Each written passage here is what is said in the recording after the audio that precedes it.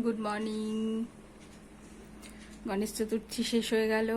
আজকে আমার চাপড়া ষষ্ঠী, আর ঠিক 1 মাস পরে দুর্গা ষষ্ঠী। তো আজকে ষষ্ঠীর ব্রত আমার, কার কার আছে আমি জানি না, বাঙালিদেরই মধ্যে আছে এটা। তো কি না, আজকের দিনে নাকি চাল কুমড়ো খেতে হয় আর চাপড় ঘন্ট বানাতে হয়। এখন চাপড় ঘন্ট বানানোর জন্য আমার কাছে মটর ডাল নেই। আর আমি অ্যাকচুয়ালি ছত্তিশগড়ে থাকতাম যখন, ওখানে তো চাল কুমড়ো দোকানে এখানকার মতো কিনতে পাওয়া যায় না, তো ওখানে পেতাম না, তো খাইও নি কোনোদিন। এখানে যখন আছি তাই চেষ্টা করছি যদি করা যায়। চাল কুমড়ো তো একটা পেয়েছি, এখন চাপড় ঘন্ট জীবনে কোনোদিন বানাইনি। আমি চাল কুমড়ো দিয়েই চাপড় ঘন্টটা বানাবো, আর ছোলার ডাল দিয়ে।